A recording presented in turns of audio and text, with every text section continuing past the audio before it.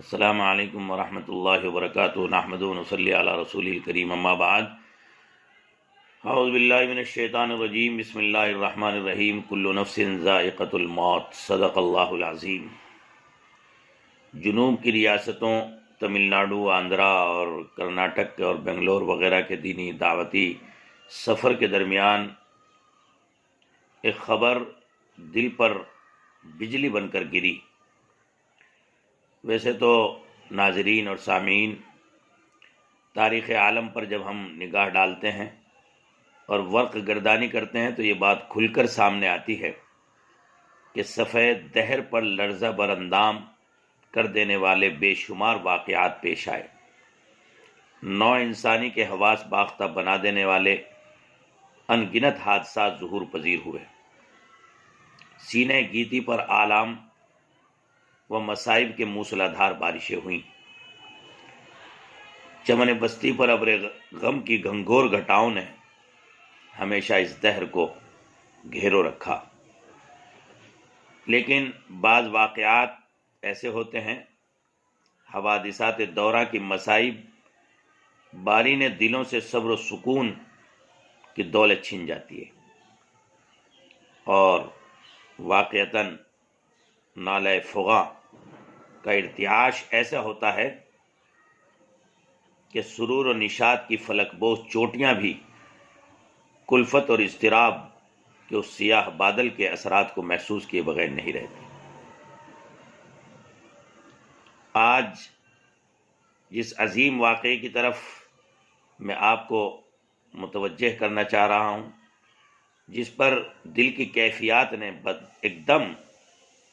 یہ الفاظ اور اندر کا غم زبان پر ان الفاظ میں چھلک کر آیا: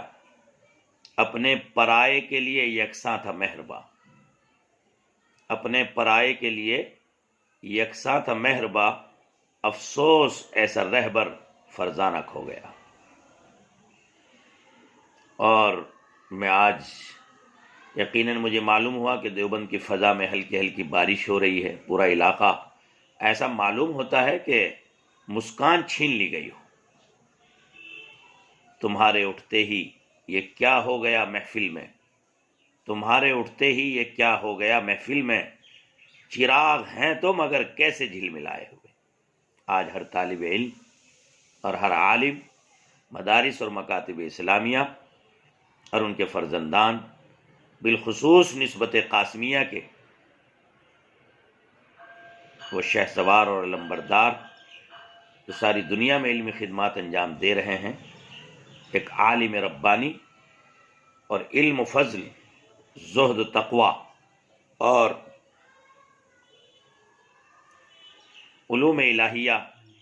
کے انوارات و برکات سے معمور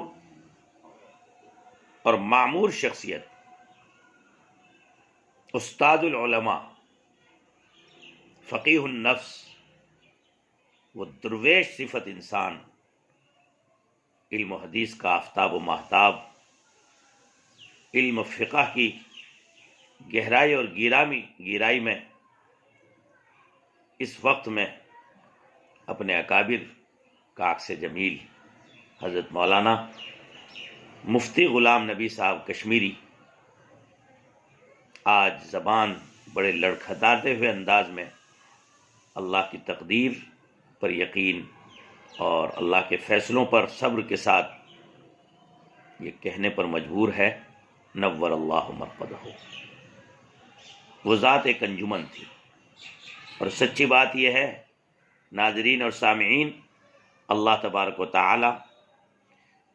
اپنی مخلوق میں کچھ ایسی شخصیتیں پیدا کرتا ہے جن کے پیکر میں رب العالمین نے علم و فضل، زہد و تقوی، مجلہ اور مصفہ سیرت، تعمق علم، وسعت فکر و نظر اللہ ودیعت فرما دیتے ہیں، صداقتوں کا وہ منبع اور سرچشمہ ثابت ہوتے ہیں، اور تاریخ علم و کمال کا جلی عنوان، علم حدیث، علم فقہ، عصری علوم اور خطابت، ورع و تقوی میں اللہ اکبر بے مثال علمی شخصیت حضرت مولانا مفتی غلام نبی صاحب کشمیری، محدث عصر، محدث دارالعلوم وقف دیوبند. سچی بات یہ ہے کہ انہی صفات علمیہ وہ کمالیہ کا مظہر جمیل تھے. آپ کا درس دیکھیں تو وہ بے مثال اکابر کی عبارات، تحقیقات اور سے مالا مال ہوتا تھا. آپ کی خطابت دیکھیں تو وہ علم سے پرمغز اور بھری ہوئی ہوتی تھی. ذاتی زندگی دیکھیں تو 150 سالہ اکابر کا جو زہد و تقوی، سادگی اور نبوت کی جو سیرت سادگی ہے وہ آپ کی چال میں، ڈھال میں، رہن میں، سہن میں، معاملات میں، گفتگو میں آدمی اپنی آنکھوں سے عملی مشاہدے کے طور پر محسوس کر سکتا تھا. آج وہ ہمارے درمیان نہیں رہے. دل انتہائی مغموم ہے. عالم اسلام، عالم علم اور نسبت قاسمیت آج مغموم ہے